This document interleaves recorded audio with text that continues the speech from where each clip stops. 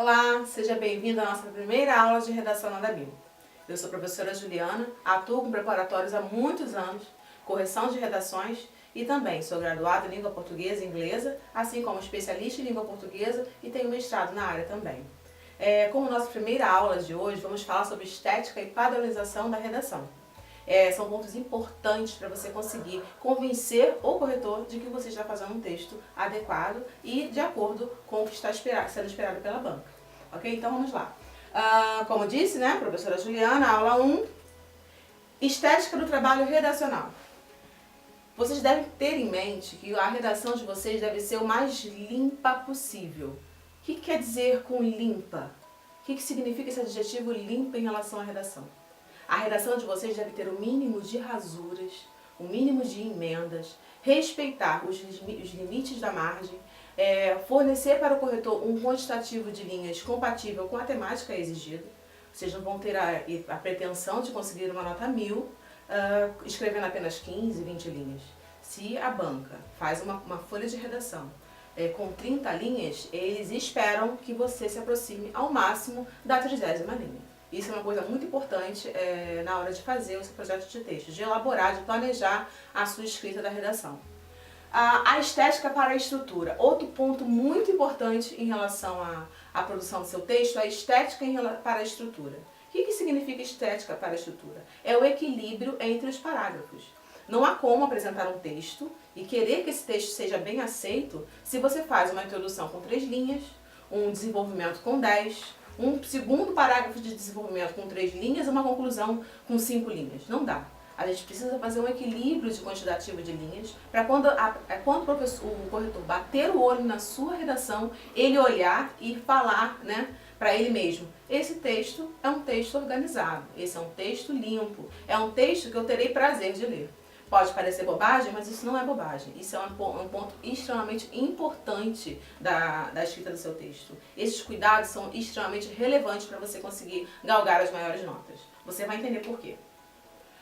Ao formar um plano de trabalho para escrever sua redação, você deve visualizar também a sua estética. Como eu disse, né, a aparência do texto é fundamental. Aquela caneta que você selecionou, que solta muita tinta, né, que mancha seus dedos na hora da redação, e ao longo da prova, no nervosismo, no suor, no calor, no frio, que seja, qualquer adversidade que haja naquele momento, você consiga borrar a redação com marcas de dedos e digitais. Isso tudo vai prejudicar a leitura do texto e vai prejudicar a sua nota também. Apesar de não ser um ponto que está listado, né, no caderno do estudante para a preparação da redação do Enem, isso é um ponto extremamente relevante para que o corretor consiga ler e entender o seu texto. Vamos agora para alguns pontos importantes que é bom você conhecer, né, para não cometer esses desvios e dar também atenção a isso. Nunca comece uma redação com períodos longos, ou seja, aquele parágrafo de introdução que começa na letra maiúscula e termina no ponto final com 4, 5 linhas sem divisão de períodos, já é problemático. Quando o corretor bate o olho num período muito longo, ele já encara que o aluno ele não sabe articular bem as ideias. Dar pontos e isolar períodos faz parte da construção do texto. Então, visualmente, antes de ler o texto, se ele olhar e já ver aquele parágrafo tijolo, a gente chama de parágrafo tijolo, né? Aquele que só tem um fôlego só, letra maiúscula, ponto final, 5 linhas, 4 linhas, sem divisão de períodos, já fica uma correção problemática, né? Você já começa a perder alguns pontos. Basta fazer uma frase núcleo, conhecido também como tópico frasal, né? Nós veremos isso mais à frente nas próximas aulas, que será a sua ideia geral a ser desenvolvida nos parágrafos que seguirão. Eu ainda dou outras dicas. Quem acompanhou o lançamento do curso viu que eu dei uma dica sobre anunciar o conteúdo dos parágrafos de desenvolvimento logo na introdução. Isso é uma dica muito importante, porque apesar de não ser obrigatório construir o texto dissertativo dessa forma, você vai orientar a correção do corretor. Então é como se ele, logo no início da leitura do seu texto, ele já conseguisse mentalizar o conteúdo dos parágrafos seguintes. Isso dá uma ideia de que seu projeto de texto será organizado, mesmo sem ele ter terminado de ler toda a redação, né? Então, é muito importante que você faça uma frase núcleo que situe a temática, que apresente o tema. Essas frases núcleos, elas vão direcionar todo o conteúdo do parágrafo. Outro ponto muito relevante, nunca coloque uma expressão que você desconheça. Ah, eu achei, eu vi na internet, eu li em algum lugar, eu ouvi um professor meu, uma pessoa da minha família que possui um nível de escolaridade elevado, falar determinada palavra, eu achei bela, bonita e vou escrever no meu texto. Só escreva a palavra se você tiver certeza como grafá-la corretamente. Não vá colocar palavras que vocês considerem belas e bonitas se você não sabe escrever. Tenha certeza, tenha precisão do que será escrito na sua redação. Pois um erro de ortografia e acentuação é o que mais tira pontos em uma redação. Então aqueles erros de... Você consegue aprender a técnica da temática, né? Aqui no curso, ao longo dos módulos, né, das aulas, eu vou te dar dicas para você conseguir acertar a questão da temática, da tipologia textual. Você consegue fazer uma proposta de intervenção completa com 5 elementos. Isso você aprende. O que eu não consigo 100% passar para vocês são todas as regras ortográficas de acentuação. Porque como o Exame Nacional de Ensino Médio avalia todo o ensino médio, a acentuação, ela iniciou, vocês começaram a aprender a acentuação lá no ensino fundamental. Então vocês precisam ter uma trajetória de escrita para que a gente consiga, agora aqui no curso, né, perto do Enem, com esse intensivo, passar todas as informações acerca da redação, porém ortografia e acentuação você já deve saber. Então, nesse caso aqui, tome muito cuidado com expressões que você desconheça ou expressões que você tenha dúvida na hora de escrever, ok? Isso é uma dica muito importante. Nunca coloque em hífen onde não é necessário ou separe sílabas erroneamente, como carro. Né? No espanhol é muito comum essa divisão silábica, só que nós estamos escrevendo a redação em língua portuguesa aqui no Brasil. Então, nós temos que obedecer às regras ortográficas no que tange à divisão dos dígrafos. Então, nesse caso, ficaria um R para cá e um R embaixo. Parece bobagem, muitos estudantes, como eu disse, né, eu tenho alguma experiência, muita experiência com preparatórios, eles acham que isso não acontece. Ah, isso aí eu não faço. Faz. Infelizmente faz. A prova de redação, ela não vem sozinha. Você não vai um dia da semana fazer só prova de redação. Você vai ler um caderno de questões, você vai ler tudo aquilo e aí, um determinado momento, você vai escrever a redação. Você estará cansado, sua mente lhe pregará peças. Então, nesse caso aqui, você vai ter uma tendência a fazer esse tipo de separação silábica. E isso aqui é errado e desconta muitos pontos da sua redação. É como se o leitor perdesse ali estar com um texto bem escrito, com as ideias organizadas, só que quando você comete um erro desse aqui, que é um erro que você não deveria cometer porque você aprendeu isso no ensino fundamental, dá uma descredibilidade para o seu texto. E a gente não quer que isso aconteça, né? Outro ponto muito relevante, nunca use gírias. E eu digo agora, nunca mesmo. Porque até ano passado, as bancas estavam com uma tendência a aceitar a utilização de gírias quando elas estavam colocadas entre aspas, a fim de exemplificação. E eu vou dizer para vocês, atualmente, até essa utilização das gírias entre aspas como exemplificação, dependendo do corretor, isso pode acarretar a perda de pontos. Então evitem. Então se você vai falar uma temática sobre bullying, por exemplo, bullying, e aí eu quero exemplificar que nas escolas brasileiras ocorre muitas zoeiras com os estudantes, eles são zoados, não vamos utilizar esse vocabulário. A língua portuguesa oferece um repertório imenso de palavras que a gente pode utilizar em sinônimos disso. Então vamos procurar uma que seja mais formal, para justamente não ferir a norma culta, como está escrito aqui no final, que você não deve ir contra a norma culta, a culta da língua portuguesa. E retomando aqui, a dissertação é a explicação racional do que vai ser desenvolvido. Então eu não posso deixar as minhas emoções tomar conta e passar isso para a minha escrita. Eu tenho que ser mais profissional, imparcial, sintético, claro, objetivo possível. Tá? Então evitem as gírias. Outro ponto importante, palavrões. Isso não acontece. Acontece. As pessoas, algumas pessoas utilizam muitos palavrões no seu dia a dia e não enxergam mais a fronteira, os limites de uma situação mais formal e uma situação informal. E às vezes quando quer se referir ao governo, né? O governo é sempre o alvo de muitos palavrões nas redações. Parece que não, mas é. Quando o candidato, o participante, o estudante se refere ao governo, às vezes ele utiliza palavras que não são adequadas. E aí acaba reproduzindo isso na escrita. E realmente você irá perder pontos na sua redação ou até zerá-la. Este ano, o candidato que, mesmo contextualizando um palavrão, ele levará zero na sua redação. Então tome cuidado com isso. É uma observação que parece outra bobagem, mas não é. Nós estamos falando de estética e padronização. Nunca se esqueça dos pingos dos is. Bolinha não vale. Por que bolinha não vale? Pingo é pingo, bolinha é bolinha. Coraçãozinho não pode, bolinha não pode, é pingo.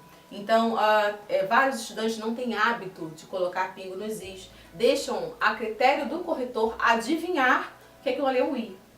Nós, corretores, temos que pegar a redação mais limpa e precisa possível. E às vezes, quase sempre, a utilização de pingo nos is dá uma certeza para a palavra que está escrita. Porque tem outro porém. As letras das pessoas, elas têm um caráter muito particular. Nem sempre eu consigo identificar com clareza o que está escrito. Às vezes uma palavra mal escrita e sem um pingo do i torna a palavra ilegível. Eu não consigo identificar que palavra é aquela, nem recorrendo ao contexto.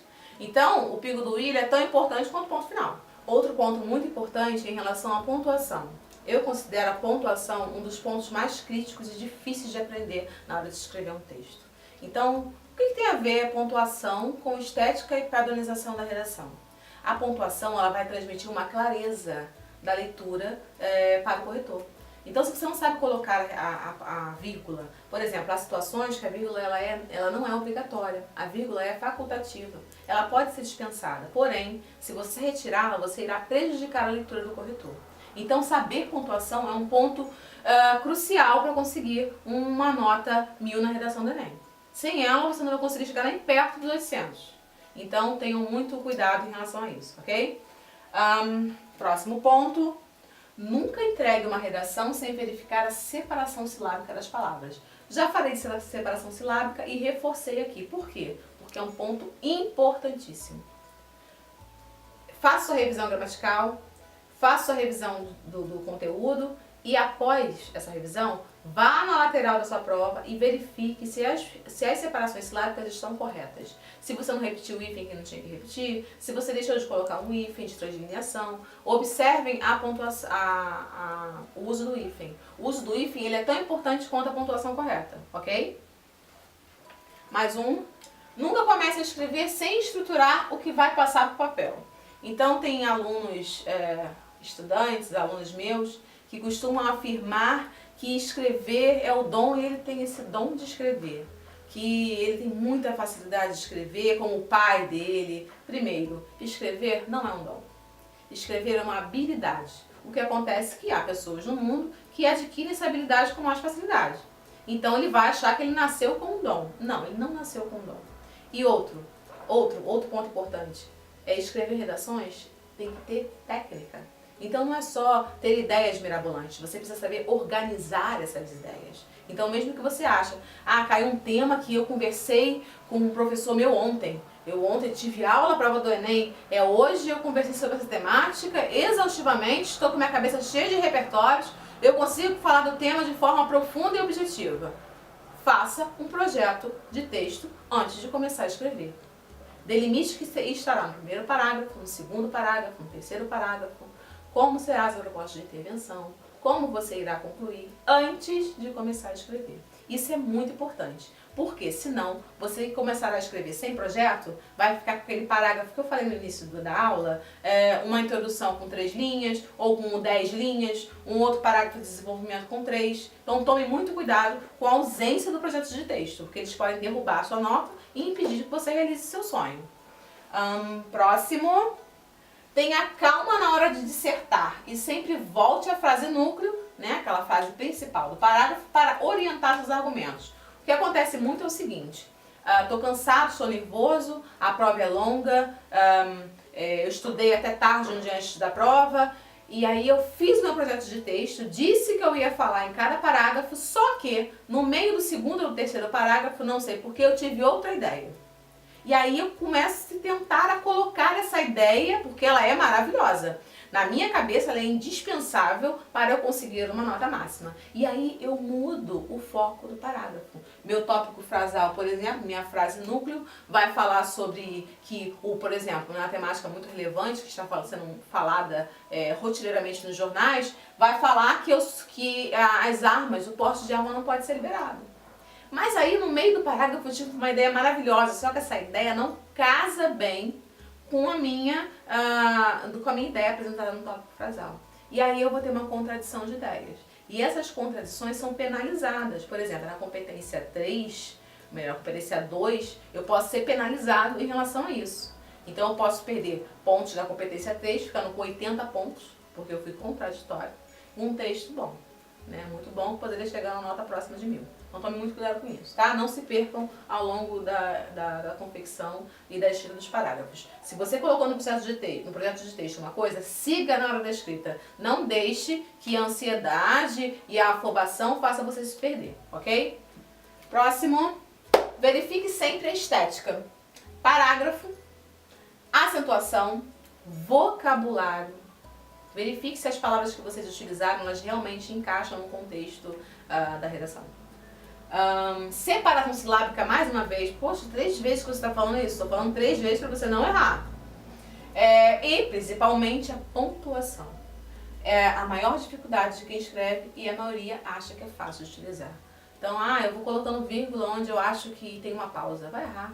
Porque a vírgula não é para indicar somente pausa. A vírgula tem uma questão sintática por trás disso. Tem muita gramática por trás do uso da vírgula. Então, se eu não souber claramente identificar uma oração subordinada, uma oração coordenada, eu não vou saber usar a vírgula.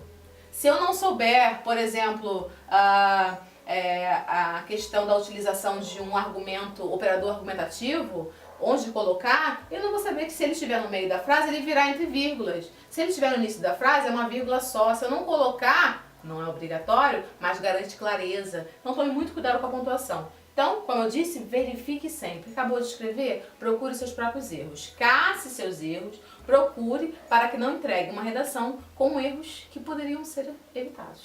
Ok?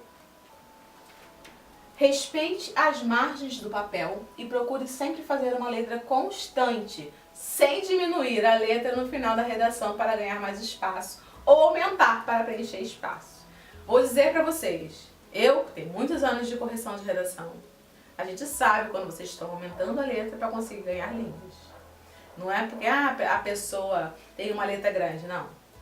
Vocês se entregam na hora da escrita. Então procurem manter uma constância. O que acontece muito na redação é justamente isso aqui. Vocês começam com uma letra maior, achando que vai dar, né? E aí as linhas vão acabando, vai chegando ao final da folha e vocês começam a apertar a letra para caber tudo. Professora, isso é penalizado? Dependendo do seu texto de modo geral, isso pode ser um ponto a mais para fazer você perder pontos na organização. Então tome cuidado com isso aqui. Planejem, inclusive, a letra que vocês irão escrever. Assim como a cor da caneta. Cuidado com tons de caneta preta. Porque apesar de o preto não ter variações de cor, preto é preto, as canetas, dependendo da marca, produzem uma escrita mais clara. E se você for fazer a prova com uma caneta de tinta preta, porém, que se revele clara ao papel, o que acontece? Na hora que essa redação for escaneada para ser enviada ao corretor, alguns acentos podem não aparecer. E se os acentos não aparecer, será penalizado. Então tome cuidado, inclusive, com a cor da caneta, ok? A letra tem de ser visível e compreensível para quem lê. Outro mito que eu escuto muito de alunos é que assim, eu sei escrever muito bem. Começa a colocar as ideias no papel, ninguém entende. Você precisa escrever muito bem para um leitor. Você não precisa escrever muito bem para você ler. Você não tem como ler seu texto e avaliar. Alguém irá ler o seu texto. E para isso ele precisa conseguir ler o texto.